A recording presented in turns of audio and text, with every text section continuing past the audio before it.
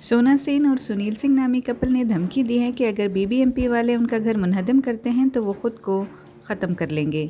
मियां बीवी ने कहा कि वो अपने ऊपर पेट्रोल छिड़क कर ख़ुद को आग लगा लेंगे और पुलिस उनके करीब आने की कोशिश भी ना करे। दरअसल बसवंतपुर मेन रोड के आरपुरा में तीसरे दिन भी इनखला का अमल जारी है, जिसके चलते एक कपल ने इस तरह का इक़दाम उठाया है। बीबीएमपी के अहलकार परेशान हैं कि इस तरह मकान में रहने वाले हाथों में पेट्रोल लिए ख़ुद को जला लेने की धमकियां दे रहे हैं। लोगों का कहना है कि हम यहाँ के मुक़ीम हैं, यहीं पैदा हुए और यहीं पले बढ़े हैं। हम पाकिस्तान से नहीं आए हुए हैं, हम भी कर्नाटक के ही लोग हैं। बीबीएमपी के अहलकार हमें बहुत तकलीफ़ दे रहे हैं।